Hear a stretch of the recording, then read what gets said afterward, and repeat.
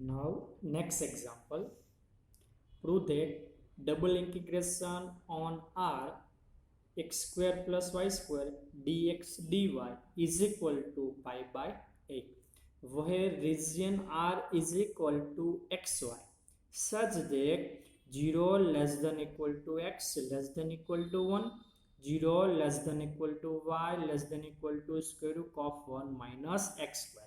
Here given no limit, here limit from region form. તમને limit direct નથી આપી પણ રિજિયન બાજુમાં આપેલું છે. તો રિજિયનમાં એક્સ વાય એવા લેવાના છે કે એક્સની value 0 to 1, value of Y 0 to square root of 1 minus X square. Limit આવી થશે. x is 0 to 1 means x equal to 0 to x equal to 1. Now limit of y is y equal to 0 to y is equal to square root of 1 minus x square. This is your limit. હવે અહીંયા છે dx dy means first with respect to x. તો પહેલા તમે x ની limit મૂકો તો here limit of x is constant and limit of y is variable. જો અહીંયા y ની લિમિટ x માં છે એટલે limit of y is variable. તો ડબલ ઇન્ટિગ્રેશન કરો તો ફર્સ્ટ તો તમારે ઇન્ટિગ્રેશન કમ્પલસરી જે વેરિયેબલ લિમિટ હોય એ જ જોઈએ. Left hand side equal to આ જે છે લખી નાખ્યું. ઓકે, અહીંયા છે first with respect two x. કદાચ હું આને dx dy as it is રાખું તો પહેલા x નું ઇન્ટિગ્રેશન કરું તો x ની લિમિટ 0 to 1 છે. તો ફર્સ્ટ કોન્સ્ટન્ટ એપ્લાય થાય ન ચાલે. First compulsory apply variable limit. એટલે તમારે dx dy ને ચેન્જ કરવા પડશે. Now is return dy dx function as it is. ચલો ફર્સ્ટ dy લીખું first with respect to y. તો first apply limit of y and it is 0 to square root of 1 minus x square. dx is 0 to 1. એટલે પહેલા apply કઈ થવી પડે? Variable limit. એટલે જે વેરિયેબલ લિમિટ હોય પહેલા એ લખવાનું dy and dx. આ બેને આપણે ચેન્જ કર્યા અને અહીંયા લિમિટ લખી પહેલા y ની પછી લિમિટ લખી x ની. ઓકે, હવે અહીંયા હું એમ કહું તો ફર્સ્ટ ઇન્ટિગ્રેશન મારે લેવું છે આ વિથ રિસ્પેક્ટ ટુ y. તો એની અંદર x square plus y square છે. તો આને બેને અલગ અલગ ઇન્ટિગ્રેશન આપ્યા કરતા અત્યારથી જ આપણે ડાયરેક્ટ સપોઝ કરી દઈએ. તે નાવ ટેક સપોઝ યા let x equal to r cos and y equal to r sin theta. એનો મીનિંગ એવો થયો now convert from cartesian to polar form. એટલે આપણી પાસે જે ઇન્ટિગ્રેશન કાર્ટેશિયન ફોર્મમાં છે ને આપણે શેમાં કન્વર્ટ કરી? પોલાર ફોર્મમાં. હવે જોજો, હવે પોલારમાં જવું હોય તો તમારે અહીંયા તો તમને લિમિટ કાર્ટેશિયનની આપેલી છે એક્સ વાયની. હવે એના ઉપરથી આપણે રેડિયસ અને એંગલની લિમિટ ફાઇન્ડ કરવાની છે. તો અહીં હું થોડુંક રફર કરું. ગ્રાફ જો ગ્રો કરો તો ચાલશે, નહીં ગ્રો કરો તો પણ ચાલશે, પણ લિમિટ નવી લખવા માટે ગ્રાફ ગ્રો કરો તો તમને ઇઝીલી ખબર પડી જાય. હું અહીં જે રિજિયન આપેલું છે રિજિયનનો પહેલા ગ્રાફ ગ્રો કરું. અવર region in between 0 to 1 and y equal to 0 to y equal to square root of 1 minus x square. Okay, હું પહેલા કોન્સ્ટન્ટ લિમિટ ઉપર વાત નહીં કરું, પહેલા વેરિયેબલની વાત કરીશ. ચલો y equal to 0 એટલે x એક્સિસ છે, equation of x axis is y equal to 0 જ કહેવાય. ઓકે, પણ y equal to square root of 1 minus x square છે એક શેનું ઇક્વેશન છે એ ફેર મારે ફાઇન્ડ કરવા માટે બંને બાજુ સ્ક્વેર લઉં. therefore y square is equal to 1 minus x square and it is written as x square plus y square is equal to 1.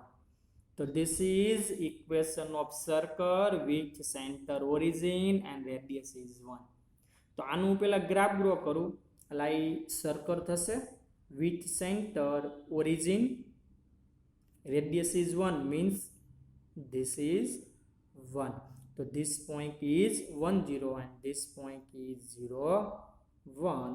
This point is minus 1 0 and this point is 0 minus 1.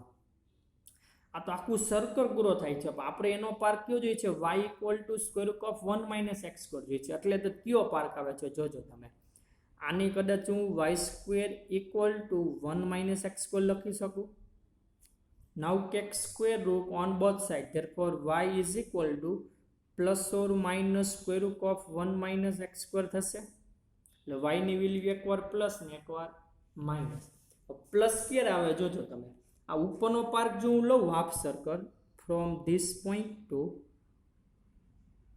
This point, તો એ ઉપરનો જે circle છે એમાં y positive હોય, because first ક્વાડ્રન્ટમાં બંને plus plus હોય અને second ક્વાડ્રન્ટમાં minus plus હોય ને યર માઇનસ માઇનસ ને યર પ્લસ માઇનસ.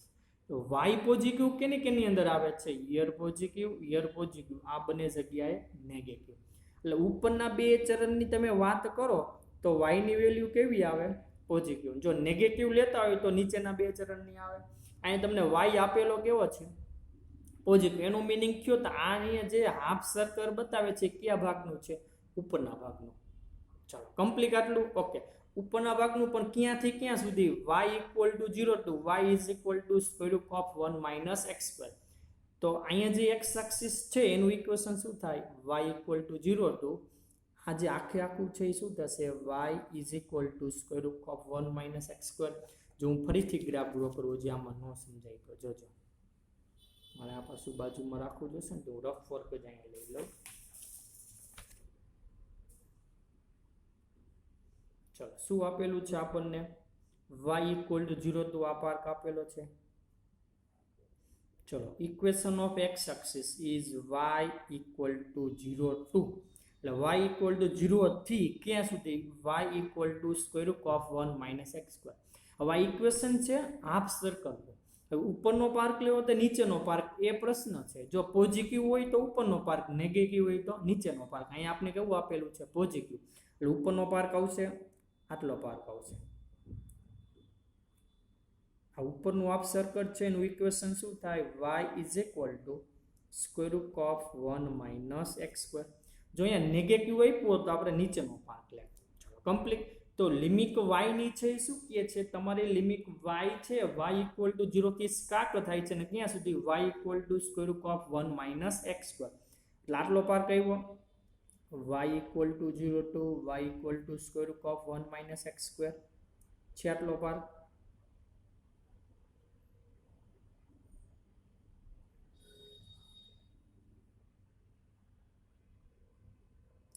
આ જોવો જે છે y equal to 0 to y equal to square root of 1 minus x.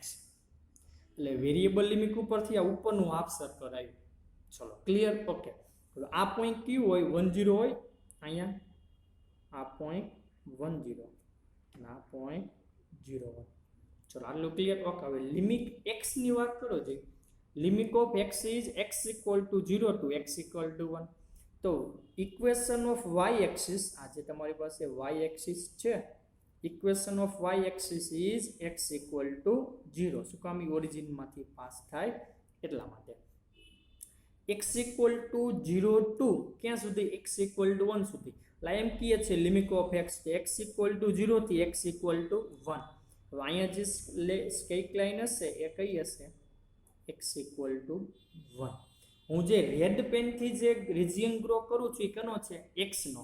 એટલે x equal to 0 to x equal to 1 એનું મિનિંગ એવો થાય x ઇક્વલ ટુ 0 લેવાનું, x ઇક્વલ ટુ 1 લેવાનું, બેની વચ્ચે લેવાનું. એટલે આવો રિજિયન આવશે x equal to 0 to x equal to 1.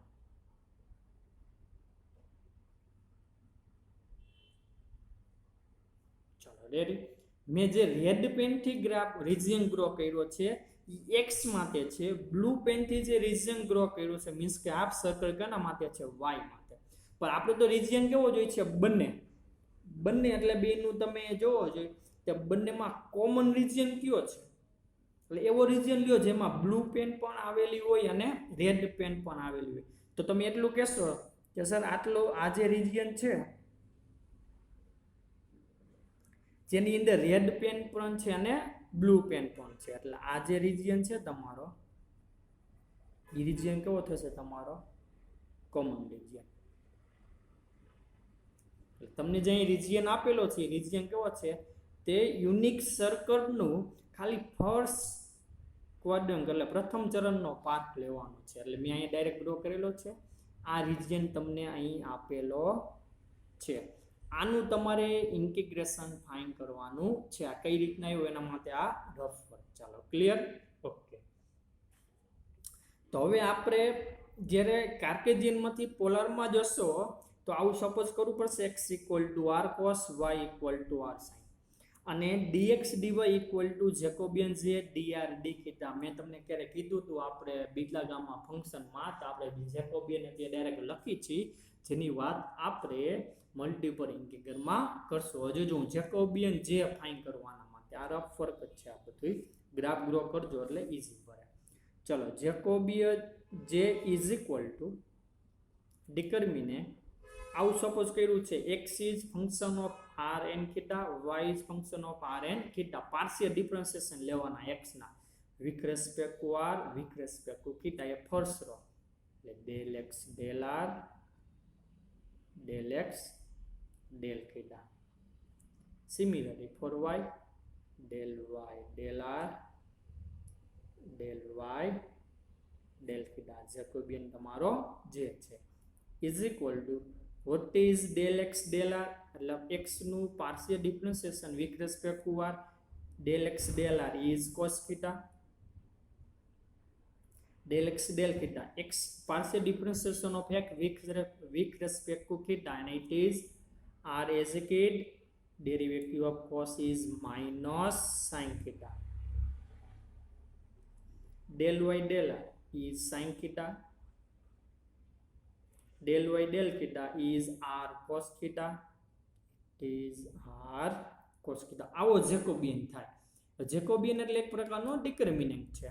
હવે આની આપણે ડિટર્મિનન્ટની વેલ્યુ ફાઇન્ડ કરી is equal two first this cos into r cos is r cos square rules by minus sin into minus r sin is minus r sin square minus minus plus r sin square is equal to r is common, the remaining cos square plus sin square, and sin square plus cos square is 1 is equal to r into 1 is equal to r.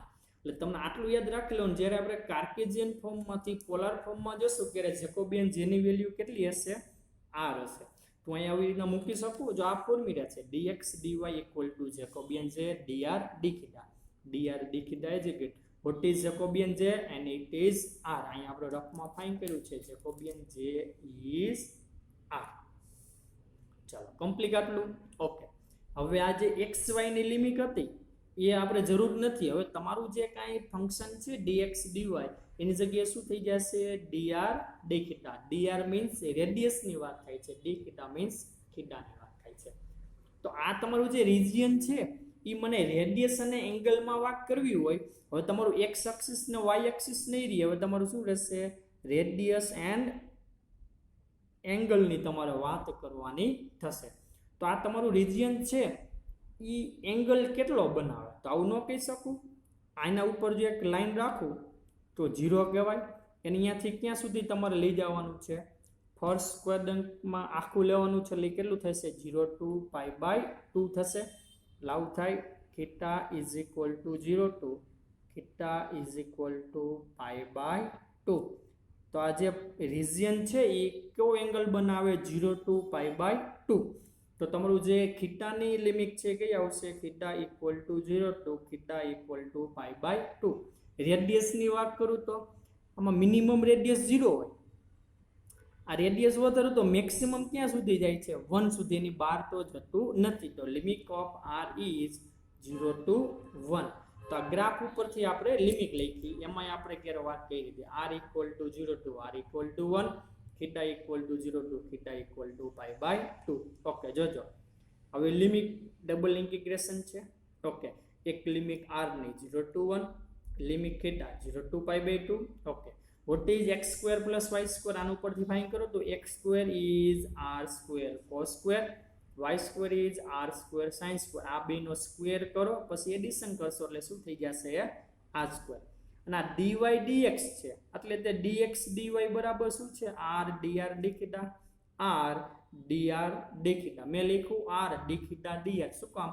તો મેં અહીંયા પહેલા 0 to π/2 લખી છે એટલે કોની limit છે? થીટાની. તો પહેલા d theta લખ્યું પછી dr. એક તો ચાલે. dr d theta લખો અથવા તો d theta dr લખો. ચલો clear. Is equal two r square into r is r cube. હવે મારે first integration with respect two theta છે, આટલી વાત કરું તો વિથ રિસ્પેક્ટ ટુ એંગલ હોય ક્યારે રેડિયસ કોન્સ્ટન્ટ ગણાય. r square into r is r cube, એને બાર લઈ લો, r ક્યુબ બાર આવી જાય તો ઓનલી 1 થશે અહીંયા d થીટા. તો આનું ઇન્ટિગ્રેશન શું થાય? Integration of 1 with respect two theta, with respect two x with x આવે ને, અહીંયા શું થશે થીટા. Limit is 0 two π/2. આ બધું એ જ કે r ક્યુબ લે. ચલો ફર્સ્ટ એપ્લાય અપર લિમિટ લાવ થાય 0 to 1 r cube. First apply upper limit π/2 minus lower limit 0 dr. π/2 minus 0 is π/2, એને બાર લઈ લો તો π/2 0 to 1 r cube dr. π/2 is integration of r cube with respect to r is r raised to 4 divided by 4, limit is 0 to 1 is equal to π/2. First apply upper limit 1/4 minus 0, and 1/4 minus 0 is 1/4. π/2 into 1/4 is π/8 and is equal to right hand side.